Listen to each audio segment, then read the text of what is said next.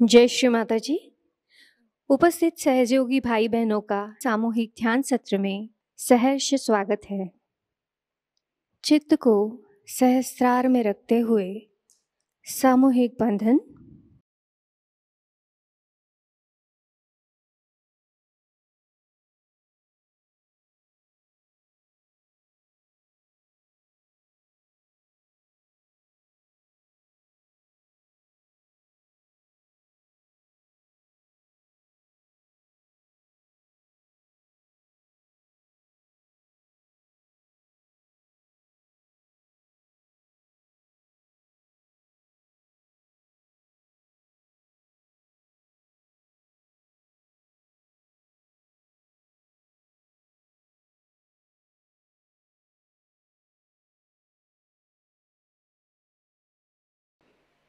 तीन महामंत्र एवं श्री गणेश मंत्र।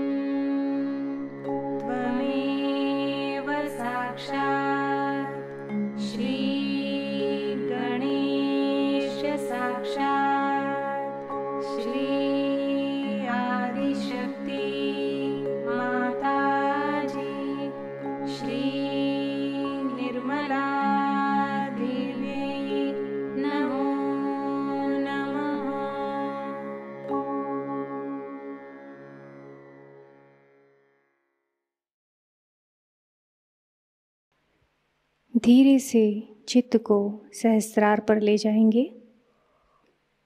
यहाँ पर श्री माता जी से प्रार्थना करते हैं, श्री माता जी कृपा करके हमें हमारा आत्म साक्षात्कार प्रदान कीजिए। हमारे आत्म साक्षात्कार को दृढ़ कर दीजिए। आज के इस ध्यान में हमें निर्विचारिता प्रदान कीजिए।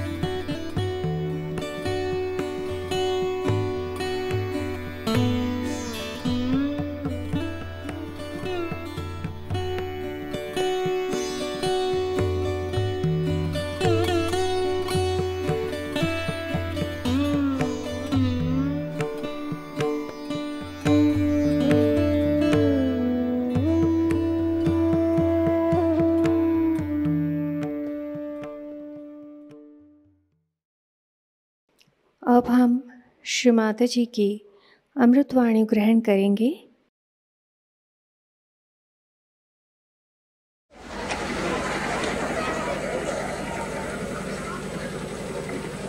साडोलीच्या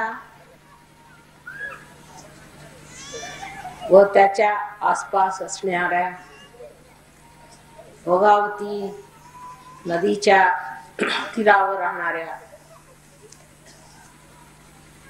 सर्व भाविक, सात्विक, सदाचारी साधकांना आमचा प्रणिपात।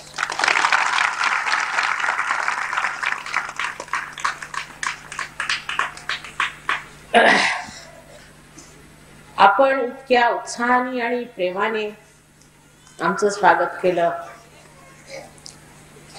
हे पाहून आईच्या हृदयाला काय होतं की डोळे भरून येतात. काय बोलावं ते समजत नाही. प्रेमाला काही उत्तर नसतं, प्रेमाला काही भाषा राहत नाही आणि फक्त भक्तीचा ओलावा त्याच्यावर भरलेलं आहे तुमचं भोगावती वातावरण. ते बघून असं वाटलं की आज काही सर्व तारांगण लुप्त होऊन तुमच्यामध्ये समावले.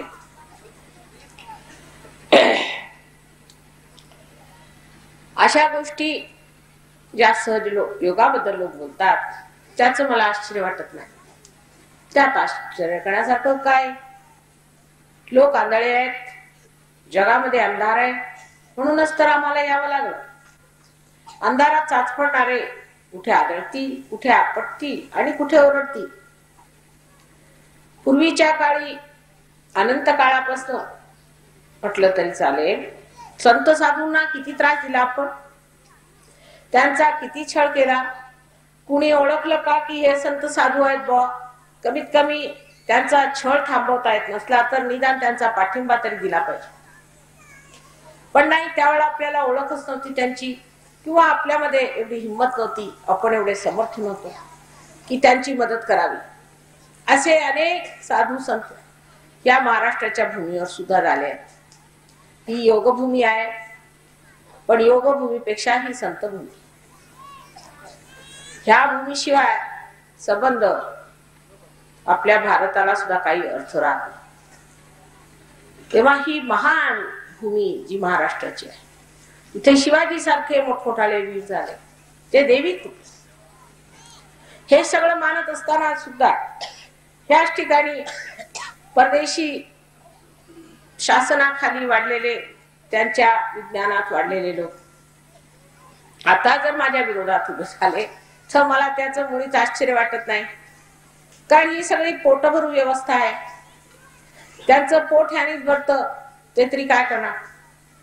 माताजी रोग बरे करतात तर त्यांच्या पोटावर पाय, पण बाबा मी काय तुमचे पेशंट घ्यायला तयार नाही. तुमच्याकडे श्रीमंत लोक आहेत ना, त्यांना तुम्ही बघा. मी तर गोरगरिबांसाठी आहे. माझं लक्ष श्रीमंतांकडे नाही. त्यांचे पैसे तुम्ही घ्या, त्यांच्यावरती तुमचं चालवा, तुमचा उदरनिर्वाह त्याच्यावर चालू शकतो. गोरगरिबांना कोण पाहणार या देशात? त्यांच्यासाठी आम्हाला मेहनत करू द्या. त्यांची मेहनत, त्यांचा कळवळा आम्हाला आहे. कारण श्रद्धा ही गोरगरिबांना दिसते. श्रद्धा ही सामान्य जनतेत असते. जे असामान्य आहे ते सामान्यातच आहे. असामान्यामध्ये तुम्हाला असामान्य मिळणार नाही. जे स्वतःला फार समजतात, आपल्याला मोठमोठाले पदवीधर समजतात, यशस्वी लोक समजतात, त्यांच्यामध्ये हृदयच नसतं. त्यांच्यात काय शोधायला द्यायचं आणि त्यांना काय द्यायचं? ज्यांच्याजवळ हृदयच नाही त्यांच्याशी बोलायचं काय?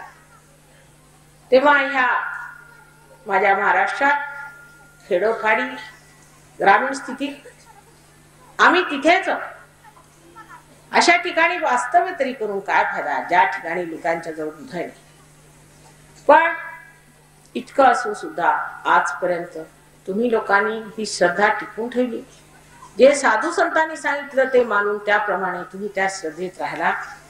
आणि किती विपत्ती आली, किती गरिबी आली, किती त्रास झाला, तरी धर्माला जागून राहिले.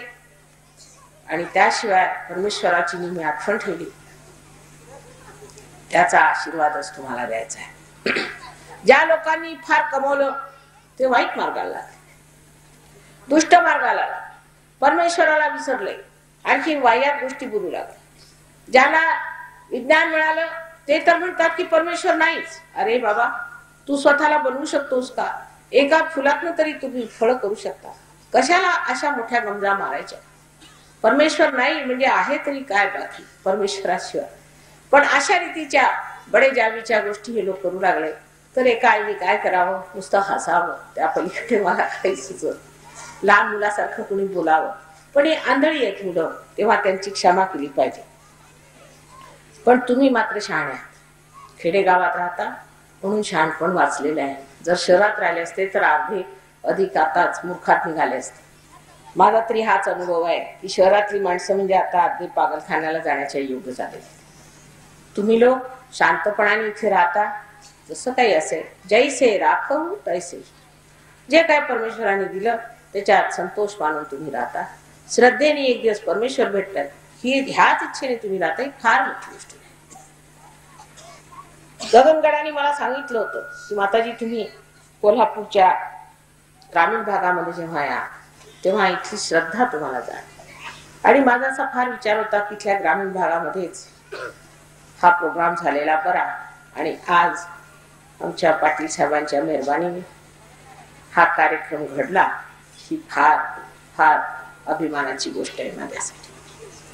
असो, आपल्यामध्ये परमेश्वराने ज्या शक्त्या दिलेल्या आहेत त्याच्याबद्दल तुम्ही विज्ञानाने कसे जाणू शकाल? कारण विज्ञान ही एकच शक्ती आहे आणि ती शक्ती म्हणजे फक्त ज्याला आपण महासरस्वतीची शक्ती म्हणतो, त्या शक्तीने तुम्ही तिन्ही शक्त्या कशा जाणू शकाल? आणि त्याही तिन्ही शक्ती जेव्हा एकत्र होतात तेव्हा आदिशक्तीची शक्ती तुम्ही कशी जाणू शकाल? तेव्हा ही शक्ती जाणण्यासाठी आपल्यामध्ये परमेश्वराने काही व्यवस्था केली असली. समजा जर अशी व्यवस्था असली तर कोणीही शास्त्रीय मनुष्याने असं म्हणणं की हे सर्व खोटं आहे, हे म्हणजे तो मनुष्य शास्त्रीय नाही. शास्त्रात सुद्धा हे जे वैज्ञानिक आहे त्यांना माहिती आहे की आज एक कोणता तरी विचार येतो, उद्या तो बदलला जातो, मग दुसरा येतो, मग तिसरा येतो, मग चौथा येतो. पण तसं मात्र परमेश्वराचं नाही. त्याचा जो विचार आहे, कोणत्याही साधू संताचा विचार एका विरोधात दुसरा बसणार, पण ते सगळे साधू संत असावे. जर कुणी अगुरू असले, पोटभरू असले तर त्या उलट्या गोष्टी सांगतात. पण सगळ्यांचा विचार एकच असतो, सगळ्यांचं म्हणणं एकच असतं की तुम्ही परमेश्वराला म्हणा. तुम्ही आधी आपल्या आत्म्याचं ज्ञान जाणून घ्या. त्याच्यामध्ये त्यांचे जे शिष्यगण म्हणा किंवा संप्रदाय वगैरे तयार झाले त्याच्यामध्ये घोटाळे. म्हणजे आता जर त्यांनी सांगितलं की तुम्ही विठ्ठलाला स्मरण ठेवा, तर लागले आपण विठ्ठल विठ्ठल विठ्ठल विठ्ठल सुरू झालं. ठीक आहे, ही अपराभक्ती म्हणून त्याने सांगितली, पण ह्यानंतर पराभक्ती पाहिजे. त्यांनी सांगितलं माताजी मी दत्तात्रयांचं पारायण गुरुचरित्र वाचलं, पारायण. ठीक आहे ना, काय वाईट नाही, पारायण केलं त्याच्यात काय वाईट नाही. त्यांनी शुद्धता राहिली, धर्मावरती विश्वास राहिला, तुमची परीक्षा झाली. आज तुम्ही फार मोठे सहयोगी झाला, तुमच्यासाठी आम्हाला काही सांगावं लागलं नाही, मी तयार होतो. जसं काय अगदी फळ अगदी म्हणतात ना की पिकाला आलं तशी स्थिती एका मिनिटात पार. ते मला म्हणाले मला काय बोलायचं, म्हटलं बोलायचं काय, त्याच्यामुळे बोलणं संपलं. कबीरदास म्हणतात जब मस्त हुए फिर क्या बोले. आता जर तुम्ही पारच झाले आता बोलायचं काय, आता मजा करा म्हटलं. तेव्हा जेव्हा तुम्ही फळाला याच्याऐवजी जर तुम्ही आधीच वादावादी घातली, भांडाभांडी केली, तर शब्द जाळात फसून आले. शब्द जाळामध्ये फसलेले लोक कधीच बाहेर निघू शकत नाही, असं आदि शंकराचार्यांनी स्वतः सांगितलं. त्यांना स्वतःचाच अनुभव होता. सुरुवातीला त्यांनी विवेक चूडामणी म्हणून एक फार विद्वान असा लेख म्हणण्यापेक्षा पुस्तकच लिहिली आणि त्याच्यात संबंध मीमांसा केली. सगळे विवेक काढले की ह्याचं असं, त्याचं असं, त्याचं असं, ते शास्त्र असं, ते शास्त्र असं, सगळं विवेचन केलं. त्यानंतर त्यांच्या पाठीला हेच लागले त्यावेळेचे जे शब्द पांडित्य घेऊन लोक होते, पडत मूर्ख ज्याला म्हणतात, ते पडत मूर्ख लागले त्यांच्या डोक्याला आणि म्हणायला लागले की अरे हे सगळं तुम्ही काय लिहिता, याला काही अर्थ आहे, हे आम्हाला सिद्ध करून दाखवा. ते म्हणाले सोडा लोकांना. शेवटी त्यांनी एकच पुस्तक लिहिलं, सौंदर्य ध्वज. त्यात फक्त आपल्या आईचं वर्णन म्हणजे आदिशक्तीचं वर्णन लिहून ठेवलं. नखशिखांत वर्णन एखाद्या लहान मुलांनी आईचं करावं तसं इतकं बारीक, कोणचं तेल वापरतात, काय जेवतात, काय खातात, काय आहे, सगळं बारीक सारीक तिचं वर्णन लिहून ठेवलं. अरे काय करता तुम्ही? अहो इथे विवेक चूडामणी सारखा एवढा मोठा विद्वत्तापूर्ण लेख लिहिल्यानंतर आता हे काय तुम्ही नवीन काढलं लहान मुलासारखं आईचं वर्णन? ते म्हणे बघा न योगे न सांख्य, ह्या सर्व गोष्टींनी काय होणार नाही, आईच्या कृपेशिवाय हे कार्य होत नाही. तेव्हा तिची स्तुती मी करतो, बाकी सगळं काही राहू द्या, तुमच्या डोक्याला त्रास द्या. शब्दजाळात जे लोक फसले ते शब्दजाळातच राहिले. शहाणा जो शेतकरी असतो तो झाडावरची फळं काढतो, पानं मोजत बसत नाही. ते काही शहाणपणाचं लक्षण नाही. जर एखादा मनुष्य आपल्या खेड्यात येऊन पानं मोजत बसला तर तुम्ही त्याला वेड्यात काढाल. पण ते जर तो पुस्तकांची पानं चाळत बसला तर त्याला मात्र आपण वेड्यात काढत नाही, त्याला फार विद्वान समजतो. त्या पानांमध्ये काय ठेवलेलं आहे, त्याचं फळ काय मिळालं ते काय. तुमच्या भक्तीला फळ आलं पाहिजे की नाही. तुम्ही विठ्ठलाला बोलवलं ते कशासाठी, की त्यांनी यावं, मग त्यांनी आलं पाहिजे की नाही. मग तुम्ही ओळखणार कसे. समजा उभे राहिले दत्त तुमच्या समोर, बरं आम्ही आलो आता, विटेवरही आले तरी तुम्ही ओळखणार कसे. त्याला काही मार्ग आहे का ओळखण्याचा तुमच्याजवळ नाही. मग ओळखायला शिकवलं पाहिजे ना. कसे शिकणार तुम्ही. स्वयंभू आहे म्हणे देवळीतलं, स्वयंभू देऊळ आहे. कशावरून. खोटं असेल तर, एखाद्या भामट्याने बांधलं असेल तर, हे स्वयंभू कशावरनं, हे ओळखणार कसे. त्याला काही आहे का तुमच्याजवळ माप, काहीच नाहीये. मी गगनगडांचं सांगते. ते गगनगडावर बसले होते, मी त्यांना कधीच पाहिलं नव्हतं. त्यांनी माझ्याकडे एक डॉक्टर पाठवले, म्हणे आता साक्षात माताजी आल्यावरती तुम्ही काय माझ्याकडे येता वारंवार. तर त्या मला भेटायला आल्या. म्हटलं असं का, कुठे बसले. कोल्हापूर. बरं म्हटलं कोल्हापूरला जाऊ तो जाऊ त्यांना भेटा. तर आम्ही जेव्हा निघालो त्यांना भेटायला, आमच्यावर आणखी शिष्य लोक होते, आमचे सहयोगी पक्के पोचलेले होते म्हणा सगळे. म्हणे माताजी तुम्ही कोणत्याच गुरुला भेटायला जात नाही, मी यांना कशाला भेटायला जाता. अहो म्हटलं असं आम्ही सगळ्यांना भेटायला, ते माझे मुलं आहेत ना, मुलांना नाही भेटायला जातात, कोणाला भेटायला जायचं. तर म्हणे माताजी पण हे गुरु आहेत. हो म्हटले सद्गुरु आहेत, पण त्यांनी कुणालाच पार नाही केलेलं नसेल, पण आहेच. म्हटलं तुम्ही असं करा की आता तिकडे हात करा गगनगडांच्या. ते गडावर बसले आणि धो धो धो धो जे हातात त्यांच्या चैतन्याच्या लहरी वाहू लागल्या. म्हटलं आता चला आपण. आणि आम्ही वर चढून गेलो. तेव्हा आता तुम्ही कसे जाणार. म्हटलं आमची चिंता ना, आम्ही जाऊ, तुम्ही आपला विचार करा. वरती गेलो तो पाऊस सारखा. बरं गगनगडांचं त्यांनी वर्चस्व मिळवलेलं आहे, प्रभुत्व आहे त्यांचं गडात, की पाऊस म्हणाल तेव्हा येईल, नाही म्हणणार तर नाही. आणि पाऊस सारखा त्यांना राग येत होता, पावसाचा ऐकत का नाही, सारखा खेळ चाललेला. वरती आम्ही चढून गेलो, रागाने अशी मान करत बसले, बोलले नाही माझ्या. मी जाऊन पलंगावर बसले. आले मग पायाला हात लावला. म्हणे आई तुम्ही काय माझ्या अहंकाराला हात घातला का, पावसाला मला थांबू नाही दिलं. म्हटलं काय म्हणता महाराज तुम्ही, तुम्ही आमची मुलगी, आम्हाला सगळ्या गोष्टींचा तुमचा अभिमान आहे, असं कसं. पण म्हटलं तुम्ही माझ्यासाठी एक साडी घेतली ना विकत, आणि तुम्ही आज संन्याशी, तेव्हा संन्याशी मुलाकडनं मी साडी कशी देणार, म्हणून भिजून घेतलं स्वतःला. झाला सगळा रोग त्यांचा कोसळला.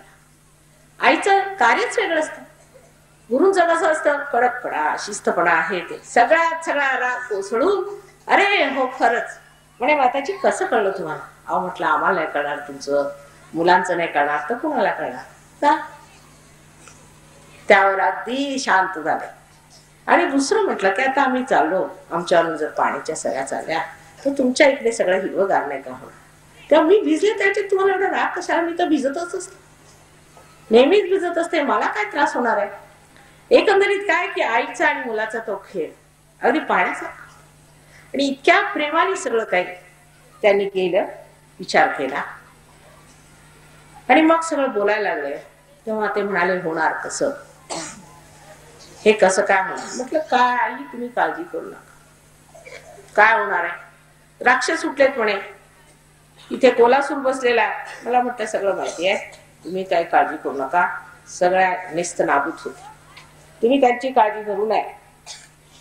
म्हणे मी तर इतक्या वर्षापासून इथे मेहनत करतोय, काय करावं समजत नाही, आणि लोक सुद्धा अजून गहनतेला उतरत नाही. तर म्हटलं आता असं आहे की त्याची तुम्ही काळजी सोडायची. सहयोग ह्या स्तराला आला ह्याच मला स्वतःला आश्चर्य. अहो तुम्ही लोक संत साधू आहात, तुम्ही पुण्यवान आत्मे, ह्या भारतभूमी जन्माला आला, त्याहून महाराष्ट्रात जन्माला आला, या कोल्हापूरच्या या खास जागे इथे की महालक्ष्मीचं राज्य आहे, तिथे तुम्ही जन्माला आला, किती संत तुम्ही. पण हे जे नरकात राहतात, हे जे 14 देशात आले हे अस्सल नरकातला राहतात. त्या नरकात उठून त्यांची कमळं निघाली. तर मग म्हटलं हे काय तर गंगेच्या किनारीचा नुसता चिखलच आहे ना, त्याच्यात तर कमळं निघणारच. म्हटलं हे काय, हे तर काय, हे पुण्यवान आत्मे. थोडा वेळ असं तसं होतं, चलबिचल होते, पण हे तर कधीच होणार. तुम्ही कसली काळजी करा. आणि तेच मला सांगायचं की सहजयोग आज अशा परिसीमेला पोहोचलेला आहे की हजारो लोक ह्याच्यात पार होतातच, याबद्दल शंका नाही. कारण कुंडलिनी शक्ती तुमच्यामध्ये, हे जिवंत काय.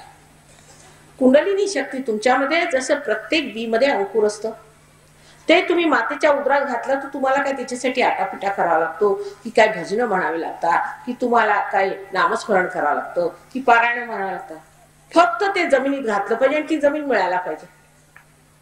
जमिनीत घातलं म्हणजे बी रुजतं, हे तुम्हाला माहिती. अगदी सहज त्याला जे सहज म्हणजे तुमच्या बरोबर जन्मलेलं जे आहे ते तुमच्यामध्ये बसलेली ही कुंडलिनी शक्ती तुमच्या त्रिकोणाकार अस्तित्व आहेच. त्यात आम्हाला काही करायचं नाही. फक्त तिचं जे आंबे उधो उधो आपण म्हणतो तेवढं आम्ही करतो. ती जी आंबा आहे तिचं जाग त्याला, कारण आम्ही जर आई असलो तशी तुमची पृथ्वी आहे तर झालं.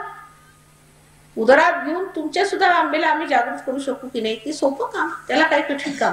पण ते हजारोनी लोक होतील त्याला कारण काय, पेरणीची वेळ आलेली आहे. ही पेरणीची वेळ आहे. इतकेच नव्हे पण विशेष ज्याला आपण म्हणतो की आता पिकाला यायला लागले, लोक पिकाला आले, ह्याबद्दल शंका. इतके लोक पिकाला आलेले आहेत की आश्चर्य वाटतं की ह्या कलियुगामध्ये जिथे की एकीकडे वाटेल ते लोक चाललेले आहेत, रौरव नर्क उभा झालेला, आणि दुसरीकडे पिकाला आलेले लोक. आता फक्त कापणी करायची म्हणजे तयार, ही अशी स्थिती असल्यावरती त्याच क्षणी पेरणी आणि त्याच क्षणी कापणी असणार. अद्भुत कार्य आहे, त्याबद्दल शंका नाही. पण असं म्हणायचं की ज्या परमेश्वरांनी आपल्याला बनवलं, ज्याने ही सृष्टी बनवली, ज्याने हे संबंध आपल्याला आशीर्वादित केलेले आहे, आता त्यालाच मुळी गरज पडली आहे की तुम्हाला त्याच्या साम्राज्यात घेऊन गेलंच पाहिजे. नाहीतर हे सगळं जे दिसतंय नष्ट होऊन जाईल. त्यांनी केली सर्व सृष्टी नष्ट होऊन जाईल, आकाश आभाळ सगळं विश्व नष्ट होऊन जाईल. कारण तुम्ही त्याच्या करणीतले सगळ्यात उच्चतम असे कार्य आहात.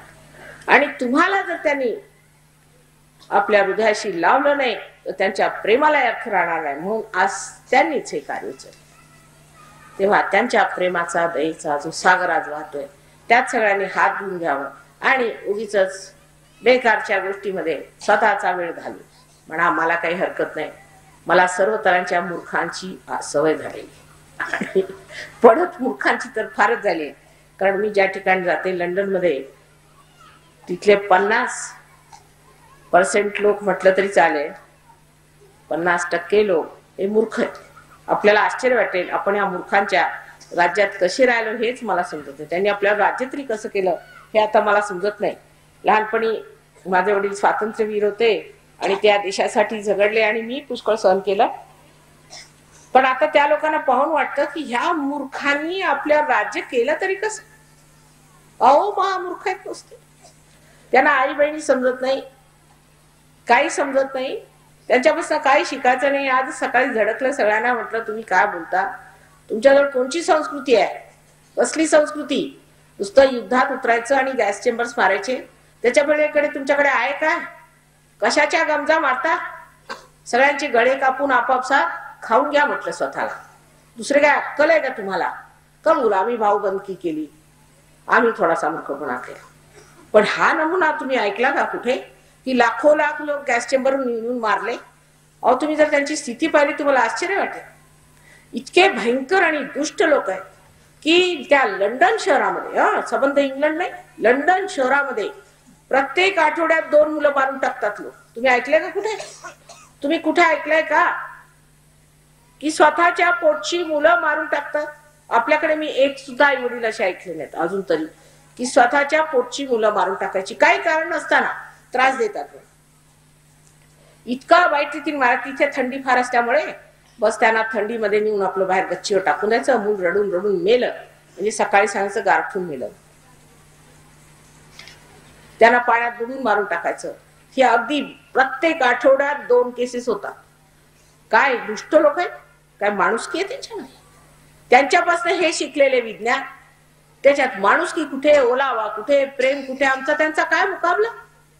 आम्ही प्रेमाने लोकांना ठीक करतो, तेव्हा अशा रीतीच्या ज्या गोष्टी लोक बोलतात त्याचा अर्थ आहे की निव्वळ आपण आपली संस्कृती विसरून त्याच्यातला सखोलपणा विसरलो. हे जेवढं विश्वाचं तुम्हाला एवढं मोठं चित्र दिसतंय, एवढं विश्व दिसतंय आणि त्याच्यातले जेवढी झाडामध्ये तुम्हाला वाटतं की काय चमकून राहिलंय सगळं, ते सगळं कुठं ह्या आपल्या भारतभूमीच्या मुळातून पोचतायचं. जर ह्या आपला देश नसता तर हे सगळं नष्ट झालं असतं. आणि अजून जर हे मुळात उतरले नाही तर सगळे नष्ट होऊन जाणार. त्याच्यात काही जीव नाही, बेकार लोक आहेत. तेव्हा तुम्ही मात्र स्वतःला जागून राहा, स्वतःच्या संस्कृतीचा अभिमान ठेवायचा आणि ह्याच्या मुळात उतरलं पाहिजे. ह्याच्यात खजिनेचे खजिने भरलेले आहेत. उद्या सारे देश तुमच्या पायावर येणार हे मी तुम्हाला सांगून ठेवते. पण स्वतःबद्दल अभिमान ठेवला पाहिजे. आणि जेव्हा आपण आपल्याबद्दल अभिमान ठेवाल तर मला हे लक्षात येईल की आमच्यात अनेक शिवाजी निघू शकतात, अनेक ज्ञानेश्वर निघू शकतात. ही अशी विशेष भूमीवर आम्ही जन्माला आलेलो, त्याचा मान ठेवला पाहिजे आणि त्याच्या मुळात उतरलं पाहिजे, तिकडे धावलं पाहिजे. नसत्या ह्या अशा वरवर दिसणाऱ्या चमकणाऱ्या गोष्टींच्याकडे जाण्यासाठी आपण काही थिल्लर लोक नाही. परमेश्वरांनी विशेष घडवलेली आपण मंडळी हे समजून जर सर्व लोकांनी सहयोग स्वीकारला तर तुम्हाला आनंदी आनंद चहूकडे. कृष्णाने विठ्ठलाने स्वतः सांगितलेलं आहे की जेव्हा योग येईल तेव्हा मी क्षेम घडवी. स्पष्ट सांगितलं. योग झाल्याशिवाय क्षेम कसा का? योग हा घटित झाला पाहिजे मग क्षेम. नित्याभियुक्तानाम, ज्यांनी सातत्याने आपला संबंध त्या परमेश्वराशी ठेवलेला आहे, अशांचा योगक्षेम वाम्यम, त्यांचं मी क्षेम घडवणार. पण आधी आपलं योग तर घटित होऊ द्या. पातंजल शास्त्रात सुद्धा सांगितलं की आधी ईश्वर प्रणिधान झालं पाहिजे. आधी ईश्वर बसवला पाहिजे आपल्यामध्ये. बसवलाय का ईश्वर? बाह्यात नसतो ईश्वर, हृदयात. हृदयाचा आत्मा राम जोपर्यंत जागृत होऊन आपल्या चित्तात पसरणार नाही तोपर्यंत उगीच देवाच्या गोष्टी करून तरी काय फायदा. ठीक आहे, भक्तीने तुमची वात तेवत राहील, पण त्याचा प्रकाश जर तुम्हाला आपल्या सर्व शरीर मन बुद्धी अहंकार आदी सर्वात न तो जर वादळायचा असेल तर त्याच्यासाठी कुंडलिनीचं जागरण हे झालंच पाहिजे. आणि ते जर जागरण नाही झालं तर मात्र हे कार्य होणार. आता सांगायचं म्हणजे असं की पुष्कळ लोकांचं असं म्हणणं आहे की प्रत्येकाने कुंडलिनी बद्दल का लिहिलं, कारण ही अत्यंत गुप्त विद्या होती. नाथपंथीयांनी विशेष करून महाराष्ट्रात सर्व नाथ लोकांनी फार मेहनत केली आणि त्यावेळेला 1-2 लोकांनाच फक्त आत्मसाक्षात्कार देत असत. रामाच्या वेळेला नचिकेता म्हणून एक जनकाकडे गेला होता. जनक हे नाथ दत्तात्रय, आणि त्यांना म्हणाला मला आत्मसाक्षात्कार द्या. ते म्हणे बाबा तू जगाचं साम्राज्य माग, पण माझ्याकडे आत्मसाक्षात मागू नकोस. बाकी तू पठण कर, हे कर, ते कर. तेव्हा त्यांनी त्याची अत्यंत परीक्षा घेऊन, महाराज सुद्धा परीक्षा घेतात तसे सगळेजण परीक्षा घेतात. नाथपंथीयांनी म्हणजे एक मनुष्य शोधून काढायचा आणि मग त्याला पार करायची, ही पद्धत. आईचं काम दुसरंच. आईचं काम असं झालं पाहिजे. असं 14,000 वर्षापूर्वी तुम्हाला आश्चर्य वाटेल भृगुमुनींनी लिहून ठेवले आहे. हे कार्य होणार आहे, सहयोग येणार आहे. त्याच्यानंतर भगंदर ऋषींनी 300 वर्षापूर्वी लिहून ठेवलं की तो काळ जो वर्णिलेला आहे तो 1970 साल आहे आणि सहयोग 1970 साली सुरू. तुम्हाला आश्चर्य वाटेल की मार्कंडे यासारखा एक विलियम ब्लेक म्हणून कवी इंग्लंडमध्ये झाला. त्यांनी इथपर्यंत की लंडन मध्ये माझं घर कुठे असेल, मी कुठे कुठे राहील, आमचा आश्रम कुठे असेल, कुठे कुठे जाईल, इथपर्यंत की ते घर कसं बांधलं जाईल ह्याचं बारीक सारीक वर्णन करून अगदी मार्कंडेयासारखं सर्व वर्णन करतो. ह्या सर्व गोष्टी असून सुद्धा ज्या अपेक्षा आणि आशा मनुष्याने कराव्यात त्या भाविकांच्याच कडून केल्या जातात. ज्या लोकांना भावनाच नाहीये, जे भावना शून्य आहेत, त्यांना श्रद्धा कशी? ज्यांच्याजवळ हृदयच नाहीये ते श्रद्धा कशाशी करतात सांगणार? जर दगड असला तो त्याच्यात गंगा काय होत ना, काहीतरी खोली असायला पाहिजे ना. तेव्हा आपण काहीतरी परमेश्वरावर विश्वास ठेवत होतो. काही लोक पूर्णपणे ठेवतात, काही अर्धवट ठेवतात. त्याचा आता साक्षात करण्यासाठी आम्ही आलो. त्याचा साक्षात स्वतःच घ्या परमेश्वर आहे की नाही ते आम्ही सिद्ध करू. सर्व जे काही सुशिक्षित लोक आहेत, अशिक्षित आहेत, त्यांनी जाणून घेतलं पाहिजे की सगळ्या शक्त्या आपल्यामध्ये आहेत आणि त्या जर जागृत झाल्या तर आपण समर्थ होतो. कारण आपला आत्मा हा जेव्हा जागृत होतो तेव्हा आपल्याला अर्थ लागतो. ज्याप्रमाणे ह्याला आपण मेनला लावल्यावरच ह्या यंत्राला अर्थ लागतो, तसाच हे जे आपलं यंत्र आहे जोपर्यंत परमेश्वराशी संबंधित होत नाही तोपर्यंत त्याला काहीही अर्थ लागत नाही. तेव्हा ह्याचा संबंध आधी परमेश्वराशी झाला पाहिजे आणि मग पुढचं काय ते बोलू. जर तुम्ही आता टेलिफोन पाहिला असेल तर टेलिफोनला जर कनेक्शन असलं तर तुम्ही बोलता काय, कोणी ऐकते का तुमचं? तेव्हा शंका कुशंका काय असल्या तरी मी ऐकायला तयार आहे, कारण मी आई आहे तुमची आणि मी तुमच्या अगदी जवळची. आईपेक्षा आपल्या जवळचं कोण असतं? कोणीच नसतं. तेव्हा मी तुमची आई आहे. तुमच्या शंका कुशंका वेड्या वाकड्या कशाही असल्या तरी मला मान्य, पण उगीच काहीतरी थिल्लरपणा करू नये आणि स्वतःच हसं करून घेऊ नये असं आईला वाटतं. त्या दृष्टीने जर काही तुम्हाला खरोखर असे प्रश्न असले तर विचारा. आता कुंडलिनी जागृत कशी होते, ती कशी षटचक्रातनं भेदन करून नंतर ब्रह्मरंध्रातनं भेद करून कशी सहजच हातामधून आपल्या चैतन्याच्या लहरी व्हावं लागतात आणि कसे आपल्याला सगळीकडे चैतन्याचा आभास होतो, हे सुद्धा आपण प्रात्यक्षिक नंतर करूया. नंतर ह्याच्यानंतर ते झाल्यावर तुम्हाला आश्चर्य वाटेल की सगळं काही बदलत जाईल, आयुष्य बदलत जाईल. एक समाधान, समाधानापलीकडचं क्षेम, हे सगळं काही जसं काही वरून अवतरलं असं वाटेल. आणि कुणीही सहयोगी पत्र लिहितात, माताजी आम्ही आनंदाच्या सागरात पोहतो, सगळे रोग नष्ट होतात, आजार होत नाही, दुःख होत नाही, वैमनस्य जातं, मनुष्य कुठल्या कुठे पोहतो. हेच नाही, त्याच्यामध्ये इतकं कर्तृत्ववान व्यक्तित्व येतं की बघून मला कधी कधी वाटतं अहो यांना परवा पाहिलं होतं तेच आहेत का हे एकदम चमकून निघतो. हे म्हणजे तुमचं स्वतःच आहे, तुझं आहे, तुझं पाशी ते आम्ही द्यायला आलो फक्त, आमचं काही लागत नाही. आईला काय, माझी मुलं माझ्यासारखी झाली म्हणजे झालं, माझ्या आयुष्याचं सार्थक झालं, दुसरं काय. फक्त त्यांचं माझ्यासारखं झालं पाहिजे भलं. आईला काही दुसरं पाहिजे का तुमच्यापासून? काही नाही. हे समजून घेतलं पाहिजे. आणि प्रेमाचा जो ठेवा आहे तो स्वीकारावा, तो प्रेमाने स्वीकारला जातो, शब्दाने स्वीकारला जातो. प्रेमाला भाषा नसते, मुख असते. तो स्वीकारावा आणि तो स्वीकारून स्वतःची जी संपदा, स्वतःच जे वैभव आहे ते जाणून घेतलं पाहिजे. त्याबद्दल बोलून बोलून काही होणार नाही, ते जाणून घेतलं पाहिजे. एवढं मात्र समजून घेतलं तुम्ही तर माझं कार्य झालं. बाकी इतक्या भाविक मंडळीत आले की मी इतकं बोलू शकेन की नाही ह्याचीच मला शंका वाटत होती. आणि आज अगदी हृदय भरून आलेलं आहे. असं प्रत्येक खेडेगावी गावोगाव तुम्ही सहयोग पसरू शकता. एकदा तुम्ही जागृत झाल्यावर दुसऱ्यांना जागृत करू शकता. हे सगळं कार्य होऊ शकतं. जे वैज्ञानिक आपल्याकडे आहेत त्यांनी सुद्धा आपले जी मुळे आहेत ती बघावीत आणि त्यांचा हा वारसा आहे. त्यांना बाहेरच्या लोकांना आमच्या बरोबर आता कमीत कमी 8-10 वैज्ञानिक आलेत, फार मोठमोठाले UN मध्ये काम करणारे असे. तर त्यांना गणपती समजावण्यापासून सुरुवात आहे. तुम्हाला गणपती माहिती, तुमचा हा वारसा आहे, तेव्हा फार सोपं काम आहे तुम्हाला समजलं. पण त्या गणपतीचा तुमच्या शरीरात काय संबंध आहे तो मात्र तुम्हाला अजून उमगला नाही. तो आम्ही सांगतो आणि तो आहे की नाही तोही सिद्ध करून देतो. तेव्हा आता परमेश्वर सिद्ध होणार आहे. पण परमेश्वराला सिद्ध कराल तुम्ही, जर सिद्ध करून द्याल तर तुम्ही आम्हाला 5,000 रुपये बक्षीस द्याल तर आम्ही मुळीच करणार नाही. तुमचे पैसे काय आम्हाला काय, आमच्या ठोकरीच्या बरोबरीने नाहीत. त्यावेळेला अशा जर गोष्टी केल्या तर मग आम्हाला दुसरे सुद्धा एक स्वभाव आहे. तेव्हा तुम्ही आम्हाला हे करून द्याल तर आम्ही काय काय शर्यतीत घोडे धावतोय काय, ही तुम्ही आमची किंमत केली. अशा रीतीने जे लोक लिहितात त्यांना बिलकुल अक्कल नाही, भाव नाही आणि कुणाचा मान कुठपट ठेवायचा ते काय समजत. जे नुसते पैशाला झुकलेले लोक आहेत ते गाढवासारखे आहेत.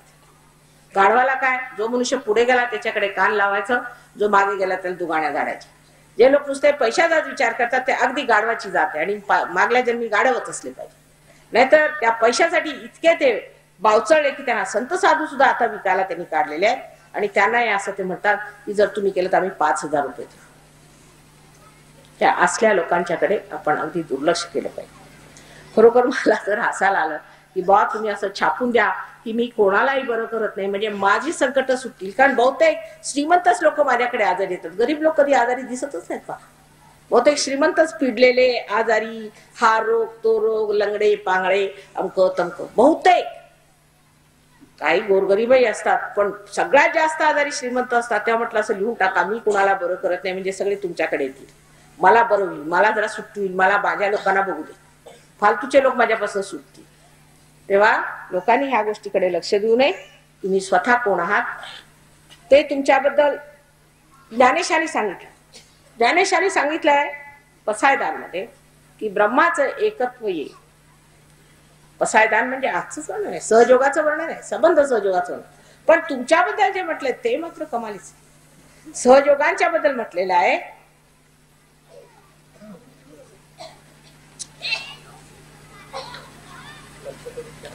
चला कल्पतरूंचे आरव. कल्पतरू आहात तुम्ही, जिथे उभे राहाल, जी इच्छा कराल ते होणार, तुमच्याकडे कुणी मागेल ते होईल. चला कल्पतरूंचे आरव म्हणजे वनचे वन, जंगलचे जंगल उभे राहणार. म्हटलं त्यांनी एक हे होणार, हे करायचं तर होणार, जे म्हणाल ते तुम्हाला देवदूत उचलून धरतील. आणि असा सगळ्यांना अनुभव आहे. बोलते पियुषांचे आर्णव, आणि ते म्हणजे पियुष म्हणजे अमृताचे, आर्णव म्हणजे समुद्र. ते बोलते असे एक एक माणसाला म्हटलेलं आहे की एक एक माणूस असा की जसा काही तो अमृताचे बोल बोलणारा सागरच असावा, असे लोक तयार होणार आहेत. चला असे तुमच्याबद्दल सांगणारे ज्ञानेश, त्यांची जी वाणी ती काय खोटी होणार आहे का? सगळे साधू संतांनी काय खोटं काम केलेलं आहे का? परमेश्वर म्हणजे खोटा, साधू संत म्हणजे खोटे, आपली संस्कृती म्हणजे वाईट, असे जे म्हणतात त्यांना म्हणा तिथे जाऊन मारा, तिथे राहिलेले तुम्ही बरे, इथे काय करता तुम्ही? त्यांना तिकडेच पाठवून दिलेलं बरं, म्हणजे त्यांना कळेल की तिथली संस्कृती काय. तेव्हा आपल्या सर्वांना मला हे सांगायचं आहे की आज मी फार आनंदात आहे. आणि मला असंच खेडोखाडी घेऊन जा, मला शहरात खरोखर काही काम करायचं नाही, अशी मी सर्व आमच्या सहयोगी मंडळींना विनंती करते. तिथे माझं खरं हृदय आहे, त्या ठिकाणी असे श्रद्धावान, असे प्रेमळ भक्त लोक, जी माझी मुलं आहेत, त्यांच्याजवळच मला गेलेलं बरं.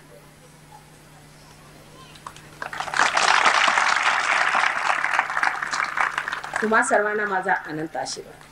आता तुम्हाला काही शंका कुशंका काय असतील सर्व विचारून घ्याव्या, पण जास्त वेळ घेऊ नये, कारण मी काही इथे इलेक्शन लढवायला आलेली नाही. पहिली गोष्ट, आम्ही परमेश्वराचं राजकारण घेऊन आलोय, ते ह्याच्या पलीकडचं आहे. तेव्हा मला काही इलेक्शन लढवायचं नाही, तुमच्याकडनं काही पैसे घ्यायचे नाही, कारण परमेश्वराला पैसे कसे शिकायतात ते माहिती. तेव्हा कुणी माझ्या वगैरे सुद्धा पैसे घालू नये. आपल्या खेडेगावात आता इतकी सवय झाली लोकांना, साधू संतांना पैसे देण्याची. त्यांना म्हटलं अरे बाबा 10 पैसे कशाला घातले, तर म्हणते बरं मग 25 पैसे घालू का माताजीला. इतका बोळा भाव. तेव्हा मी तुमच्याकडे काय घ्यायला आले? काही नाही, द्यायला आले काहीतरी, ते घेऊन घ्यावं.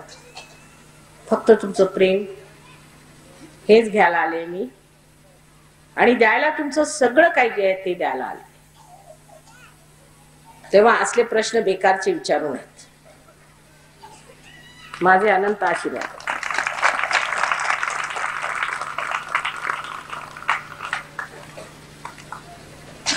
अहो त्यांना म्हणा प्रश्न असले तिथे विचारा, नाही तर मला लंबून विचारले तर ऐकायला येणार. बरं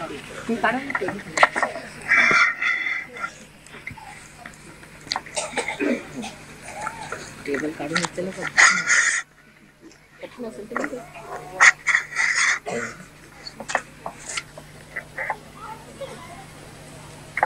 प्रश्न बिश्न असले तर काही डोक्यातून नसतीलच नाही का? काय काय प्रश्न नाहीत ना? काय ग्रामीण भागामध्ये रात्री स्वप्न पडतात. काय रात्री स्वप्न पडतात, त्याला आत्मज्ञान म्हणतात काय? आत्मज्ञान म्हणतात. हा प्रश्न विचारलाय की ग्रामीण भागामध्ये स्वप्न पडतात त्याला आत्मज्ञान म्हणतात का? नाही. स्वप्नात दिसतं ते काही आत्मज्ञान नाही. जे संबंध शुद्ध प्रत्यक्षात वर्तमान काळात घडत ते आहे आत्मज्ञान. स्वप्न हे आपल्यामध्ये सुप्त चेतन आहे, त्याच्यामध्ये जेव्हा आपलं चित्त जातं त्यावेळेला स्वप्न पडतं. आणि त्यावेळेला जे आपण बघतो, कधी कधी अत्यंत सुषुप्ती स्थितीत गेल्यावरती जे काही पुढे होणार असेल ते खरं खरं समजतं. सहयोगाना बहुतेक सुषुप्तीमध्ये स्वप्न पडतात आणि त्यात त्यांना इशारे येतात. पुष्कळ लोकांना इंग्लंडला सुद्धा हिंदुस्थानात सुद्धा मी यायचे असले म्हणजे स्वप्न पडतं की माताजी आल्या म्हणून. तरी त्यांना कळलं नाही तरी स्वप्नात आपण कळू शकतो. जसं आपण रेडिओ वगैरे मध्ये इथर वापरतो जो सर्वीकडे पसरलेला आहे, तसं स्वप्नामध्ये एक इथर असतो, तो सुद्धा वापरता येतो. आणि त्या इथरमधनं पुष्कळांना खबर जाते. ते करणं दुसरी गोष्ट आहे. पण बहुतेक ज्या माणसाला अजूनपर्यंत आत्मज्ञान झालेलं नाही त्याला जी स्वप्न येतात ते अत्यंत विक्षिप्त, आणखी त्याला काही अर्थ लागत नाही. पण एखादा गहन मनुष्य असला तर त्याला मात्र असं स्वप्न पडू शकतं की जे स्वप्न खरोखर परमेश्वराकडून त्या गहनावस्थेमध्ये ज्याला अचेतन म्हणतात तिथून आलेले आहे.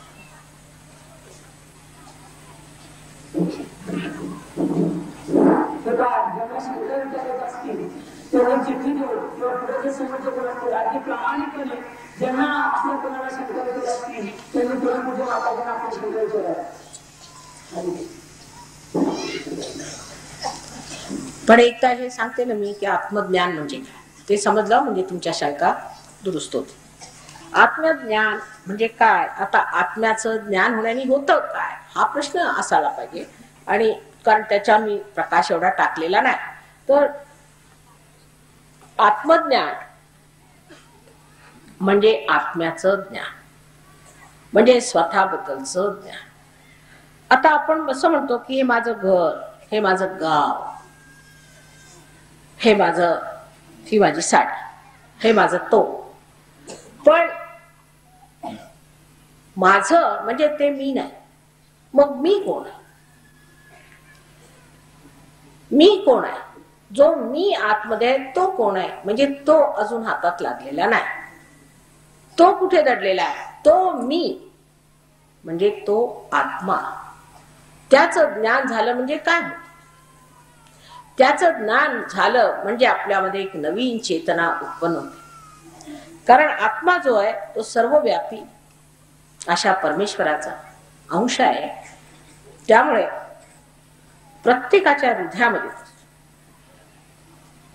आणि जर तुम्हाला आत्मज्ञान झालं तर दुसरा जो आहे त्याच्याबद्दलही तुम्हाला ज्ञान होतं. तर ते कसं होणार? ज्ञान कसं होतं? बुद्धीने होतं का? नाही. तर जाणीवेनं हा विषय समजून घ्यावा. जाणीव म्हणजे जाणीव कशी? आता आपण समजा एखादा कुत्र्याला सांगितलं, विषय जरा असं समजून घ्या. जर कुत्र्याला सांगितलं की बा तू ह्या घाणीतनं जातो, आपला निघून जाईल, त्याला घाण येईल का? नाही येणार. पण एखाद्या मानवाला सांगितलं की तू ह्या घाणीतनं निघतो, तो म्हणा मी नाही, त्याला जाणीव ही घाण.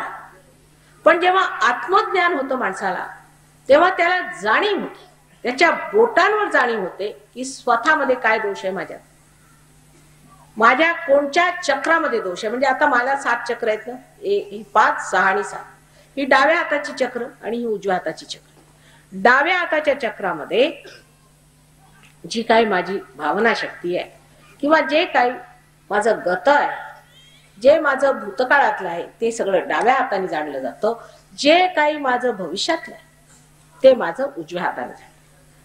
म्हणजे जे काही मी विचार करतो, ज्या काही मी चढाया करतो, जे मी लोकांच्या वरती आपला अहंकार दाखवतो वगैरे, ह्या सर्व गोष्टी म्हणजे आपल्या शारीरिक आणि मानसिक जेवढ्या क्रिया आहेत त्या उजव्या हाताने, आणि डाव्या हाताने आपल्या भावनेतल्या क्रिया अशा रीतीने आपण जाणू शकतो. त्यामुळे हे जेव्हा 7 आणि हे 7 चक्र मिळून जेव्हा बरोबर असे मिळतात त्या ठिकाणी समजा, तर डावीकडनं उजवीकडनं मधोमध हे चक्र तयार, आणि ह्या चक्राला डावीकडे आणि उजवीकडे अशा 2 शक्त्या वाहत आहेत.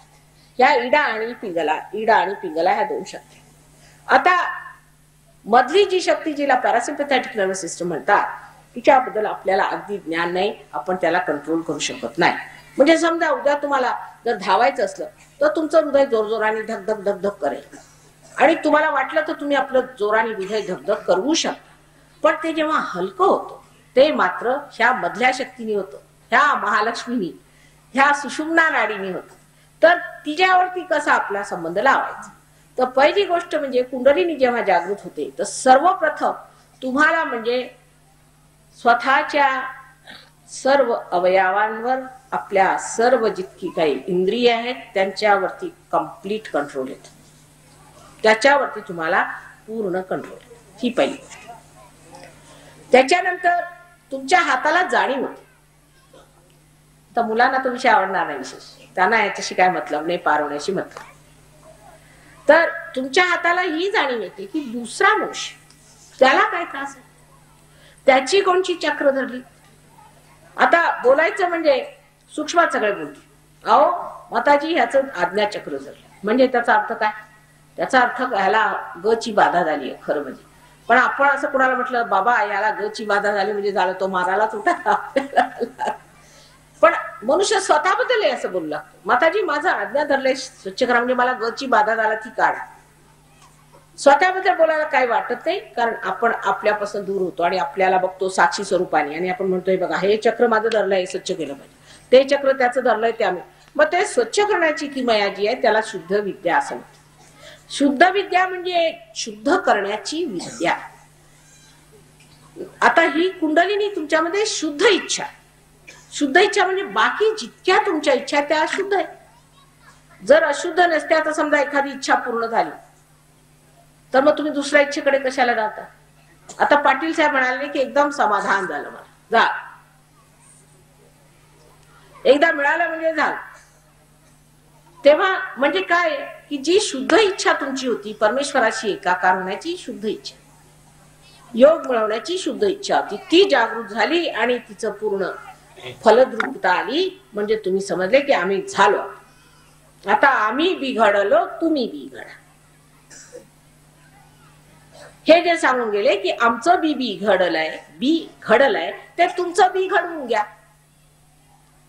आणि ते एकदा झालं म्हणजे मग काय समाधानात बसलो. तुका म्हणे मज अवघ्याचा कंटाळा, तू एक गोपाळा आवडसी, ही स्थिती होऊन जाते. ती स्थिती येण्यासाठी, अवघ्याचा कंटाळा येण्यासाठी तो एक गोपाळा आधी भेटला पाहिजे ना. तर तशी ती कुंडलिनी जागृत झाल्याबरोबर तुमच्यामध्ये सामूहिक चेतना येते, म्हणजे त्याची जाणीव येते. म्हणजे तुम्ही म्हणता, लहान लहान मुलं म्हणतात माताजी याची आज्ञा धरली, याचं हे धरलंय, मुलं लहान लहान त्यांना सुद्धा समजतं. तेव्हा ही एक उच्चतर स्थिती माणसाची होते, ती झालेली नाहीये अजून. आपण अर्धवट आहोत, अजून आपलं कनेक्शन लागलेलं नाही. हे एकदा कनेक्शन लागलं म्हणजे झालं. साधी गोष्ट, अहो जर तुम्हाला टेलिव्हिजनच्या गमती सांगितल्या, समजा जर तुम्ही टेलिव्हिजन पाहिलं, तुम्ही म्हणा काहीतरी सांगता माताजी, असं कसं शक्य की त्याच्यात रंगीत अगदी संबंध चित्रपटासारखे चित्रपट सगळं काही तुम्ही बघता, इथल्या बसल्या बसल्या लंडनचे काय, ऑस्ट्रेलियाचे काय, कुठूनही दिसता. तुम्ही हे असं कसं, ते डबडं दिसतंय नुसतं, ते डबडं आणून इथे लावलं कनेक्शनला तर दिसेल की नाही? कारण तुम्ही म्हणजे मोठे भारी एक टेलिव्हिजन आहात, कॉम्प्युटर आहात, सगळं काही तुम्ही. आता हे आलं कुठं कॉम्प्युटर आणि टेलिव्हिजनच्या कल्पना, हे आपण आहोत म्हणूनच आपल्यात आलं. पण असलं कॉम्प्युटर तुम्ही पाहिलंय का की विचार न करताना सुद्धा सगळं काही कार्य करीत असतं. फक्त याचं कनेक्शन त्या परमेश्वराशी लावून बघा, म्हणजे सर्वात पहिल्यांदा सामूहिक चेतना आहे. तेव्हा किती होतं ते सांगता येत नाही एवढ्याच्या. पण आत्मज्ञानाने पहिल्यांदा स्वतःच्या शरीराबद्दल, मनाबद्दल, अहंकाराबद्दल सगळं ज्ञान होतं. इतकंच नव्हे तर दुसऱ्याच्या बद्दल सुद्धा ज्ञान होतं. आणि आत्मज्ञानाने मी परमेश्वराचा एक अंग आहे ह्याची जाणीव होते. विराटातल्या अंगातला एक मी प्रत्यंग आहे ह्याची जाणीव होते. जाणीव होणंच म्हणजे विद होणे, ज्याच्यापासून वेद लिहिला गेला. नुसतं वाचन करणे म्हणजे वेद नव्हे, ज्याने विध होते, म्हणजे हातामध्ये जाणीव झाली पाहिजे, तुमच्या नसा नसात जाणीव झाली पाहिजे, ज्याला सेंट्रल नर्वस सिस्टम म्हणतात, त्याच्यामध्ये जाणीव झाली पाहिजे. तर कळलं का? ह्याला म्हणायचं आत्मज्ञान. मग असा आत्मज्ञानी मनुष्य जेव्हा त्रिकाल ज्ञानी होऊन जातो, तर त्याला बसल्या बसल्या सर्व काही समजतं. कोणाबद्दल काही सांगायचं असलं की बरोबर समजतं, सगळं माहित असतं त्याला, कारण तो त्रिकाल ज्ञानी होतो. त्याच्यावर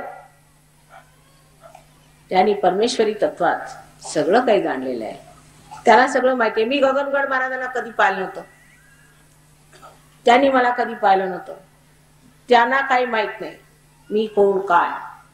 तिथे बसल्या बसल्या त्यांनी सगळं माझं वर्णन करून सांगितलं. कसं सांगितलं? मी कोण, कसला जन्म आहे, मी काय आहे, सगळं काही कसं सांगितलं. आणि आहे खरी गोष्ट, सिद्ध आहे ते. त्यांना कदाचित माझा पत्ता नसेल माहित, लौकिक, पण अलौकिक सगळे पत्ते दिले त्यांनी. ते कसं कळलं त्यांना?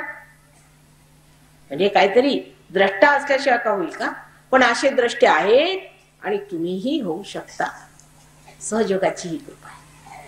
आणि सहज दिसायला साधं बी सुद्धा उद्या वृक्ष होतं, पण ह्याच्यात खटाखट.